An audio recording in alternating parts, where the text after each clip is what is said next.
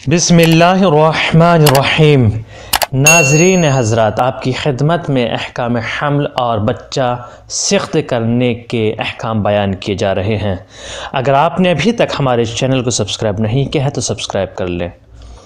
آئیے چلتے ہیں سوالوں کی طرف۔ پہلا سوال، ایڈز کی شکار عورت کیا بچے کو ساقط کر سکتی ہے؟ جواب، ایسا کرنا جائز نہیں ہے، خاص کر روح پڑنے کے بعد۔ ہاں، لیکن اگر حمل کا باقی رہنا ماں کے لیے ضرر رکھتا ہو تو روح آنے سے پہلے ساقط کرنا جائز ہے، لیکن روح پڑنے کے بعد جائز نہیں ہے۔ اگر ماں کی جان کو خطرہ ہو رہا ہو تو روح آنے سے پہلے بچے کو سخت کر سکتی ہے، لیکن روح آنے کے بعد کسی بھی صورت میں جائز نہیں ہے۔ دوسرا سوال، برتھ کنٹرول کے لیے لیڈی ڈاکٹر سے رحم میں تھیلی یا مشین رکھوانے کا کیا حکم ہے؟ بعض خواتین چاہتی ہیں بچے کی ولادت نہ ہو، بچے پیدا نہ ہو، وہ اس کے لیے مشین یا دوسری چیز کا استعمال کرتی ہیں، کیا حکم ہے اس کا؟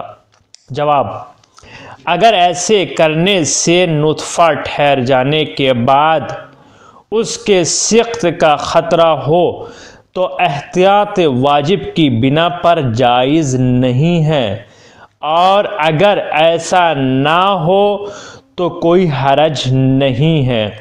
ہاں، اگر حمل کی صورت میں عورت کی جان کو خطرہ ہو یا سخت مشقت کا سامنا ہو تو ایسا کیا جا سکتا ہے، یعنی اگر عورت کی جان کو خطرہ ہو تو بچے میں روح آنے سے پہلے سخت کرنے میں کوئی حرج نہیں ہے۔ تیسرا سوال، کیا ایڈز نکاح کے فسخ کا سبب ہو سکتا ہے؟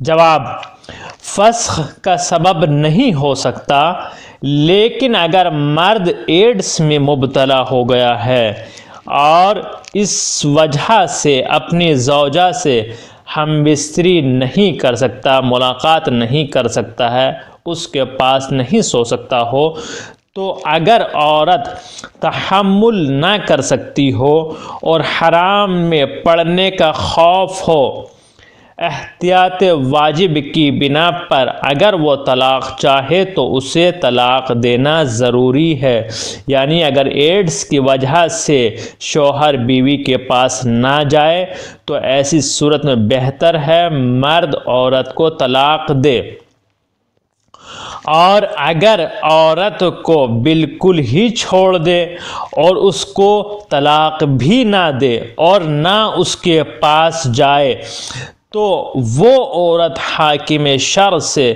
طلاق کے لیے درخواست کر سکتی ہے۔ چوتھا سوال بہت اہم ہے، جن جگہوں پر بچہ گرانا جائز ہے کیا دیت واجب ہے، اور اس کا دیہ کیا ہوگا، یعنی کفارہ کتنا دینا ہوگا؟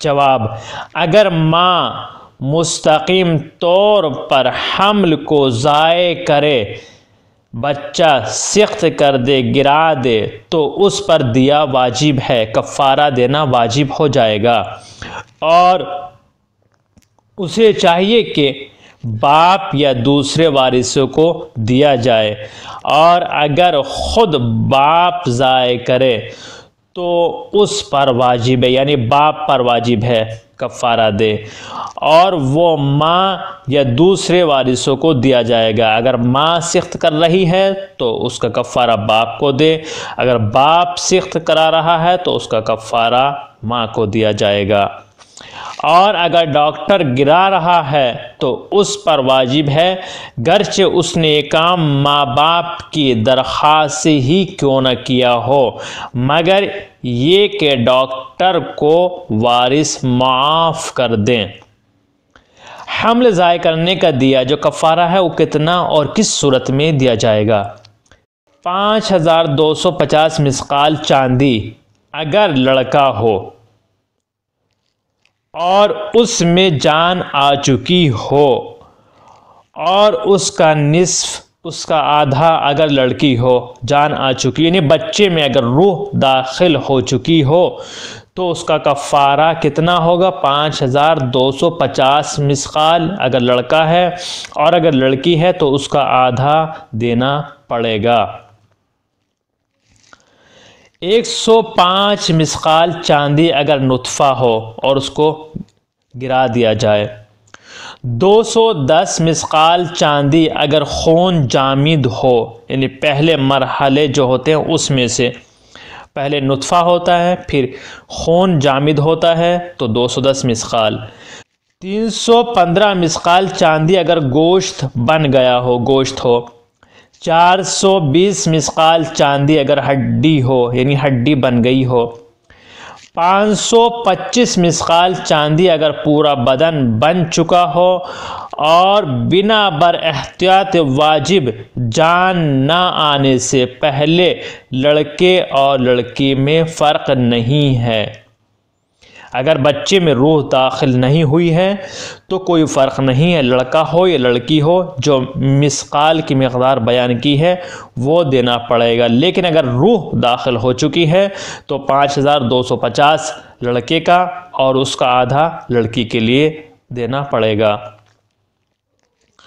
اور کفارہ بھی اس شخص پہ ہے جو مستقیم طور پر ضائع کر رہا ہے، گرچہ اس میں روح نہیں آئی ہو، اور اس کا کفارہ یہ ہے کہ 2 مہینے پے در پہ روزہ رکھے، 60 فقیر کو کھانا کھلائے، ہر فقیر کو 750 گرام روٹی، چاول اور اس جیسی چیز دے۔